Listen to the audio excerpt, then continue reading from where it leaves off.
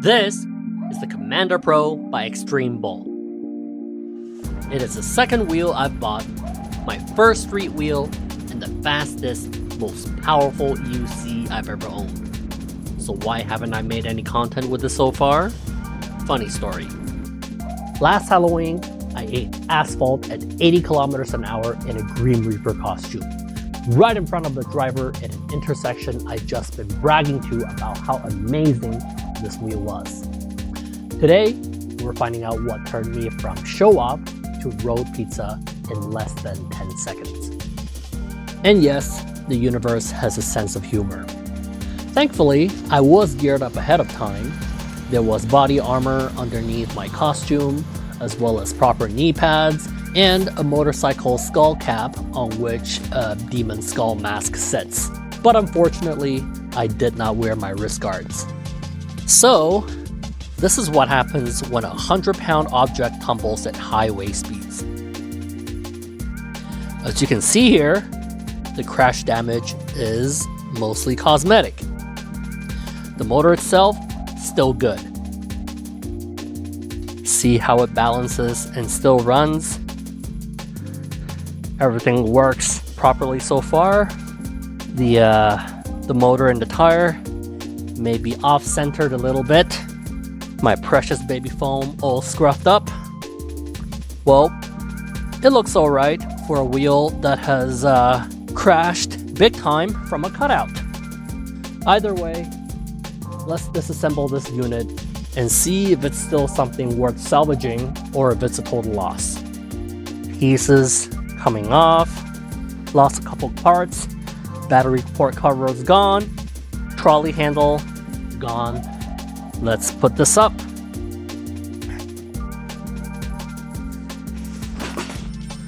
Pretty stable there.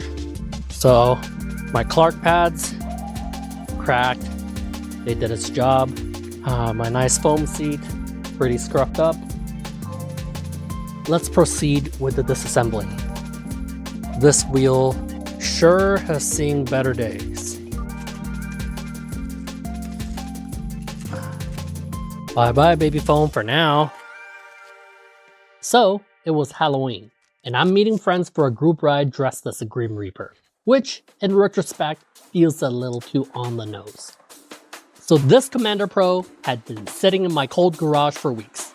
I had been riding mostly my Lynx and my NOSFED Arrow due to how versatile and light they are. And honestly, the C Pro became kind of the forgotten wheel. But for Halloween, I wanted the power, the speed, the intimidation factor. Yep, definitely need new grab handles. I had charged it to 100%, and here's the mistake number one, which we'll come back to.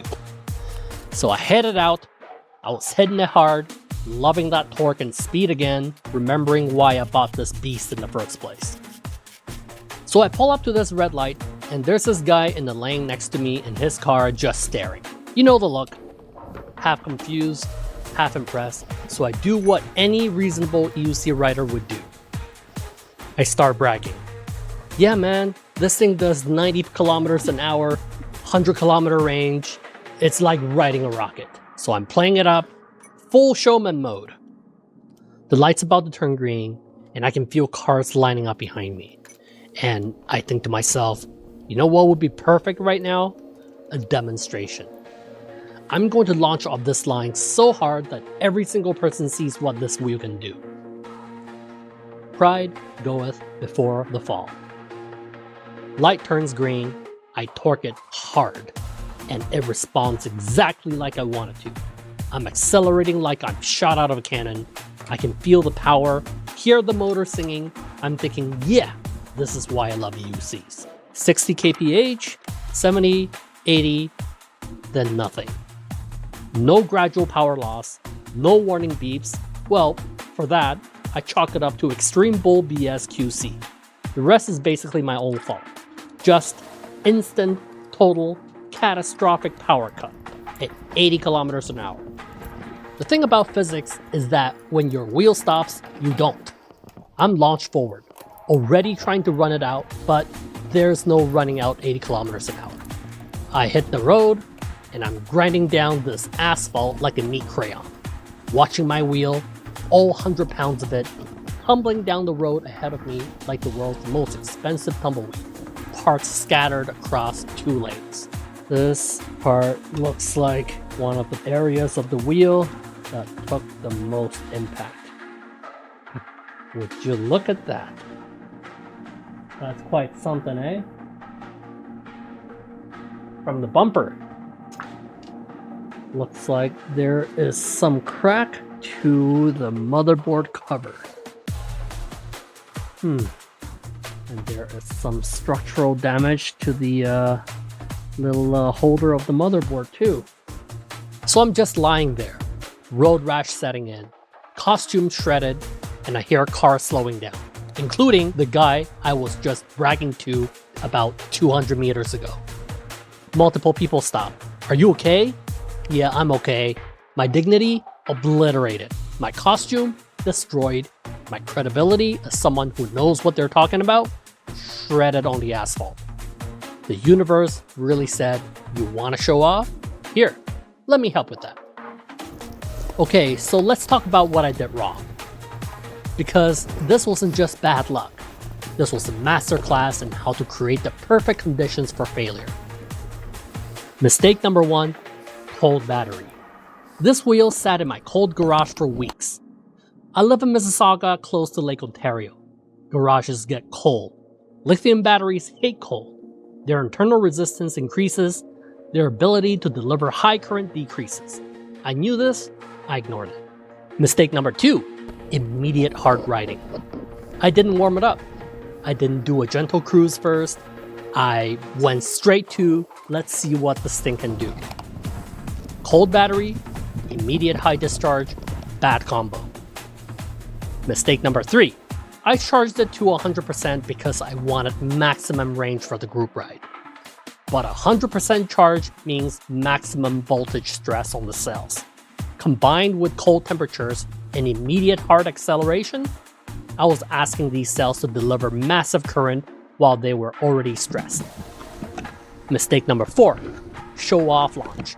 And then, the pièce de résistance, I torque launched it from a standing start. Maximum current draw, maximum stress on a cold battery pack at 100% charge that I hadn't ridden in weeks. Look at this shit. How the hell did this one bolt get bent as opposed to all the other ones? Shit boggles the mind. Alright, let's disconnect the batteries. I basically created a tutorial for how to cause voltage sag and BMS cutout. Some of these cells might have been degraded before Halloween, but this cutout, this was the final exam they failed. BMS did exactly what it's supposed to do. Protect the battery from damage by cutting power. The problem is, it protected the battery by sacrificing me. Can't really blame the safety system for working correctly when I'm the one who created the dangerous situation. So what did I learn from becoming a Halloween cautionary tale? Lesson 1. Respect cold weather storage. If your wheel has been sitting in cold storage, treat it like it's compromised. Warm it up gently. Don't go full send immediately. Maybe even bring it inside to warm it up to room temperature before riding. Lesson 2. Don't charge to 100% for performance riding. 100% is for range, not for showing off. If you're planning to ride hard, 80 to 90% is actually safer because it reduces voltage stress on the cells during high discharge. Lesson 3. Warning signs I ignored. I hadn't ridden this wheel in weeks. I didn't know its current condition. I didn't check balance. I didn't test it gently first. I just assumed it was ready because I wanted it to be ready. Well, and there's also the lack of beeps that Extreme Bolt had failed to give me in this wheel. Lesson 4. Pride versus safety. Maybe, just maybe, don't try to impress strangers at intersections. Your ego heals faster than road rashes. You know what's weird? The guy who stopped to help, the one who I'd just been bragging to, he was actually really cool about it. Didn't laugh, didn't say I told you so, just asked if I was okay and helped me collect the pieces. Needless to say, I didn't go to the group ride. I just slowly rode home on this same wheel. I will say this about the Commander Pro, despite the questionable QC issues, it is arguably still a pretty tough wheel. All in all, at least I have a good story. If you're watching this because you've had a cutout, or you're worried about cold weather riding, or you just like watching other people learn expensive lessons, drop a comment, share your stories. Let's make sure someone else learns from my Halloween horror show without having to live it. And if this Commander Pro motor ends up in someone else's build doing what it was meant to do safely, that's a better ending than it sitting in pieces in my garage, a monument to hubris. Turns out I'm not really great at being the Grim Reaper. I'm much better at almost meeting him.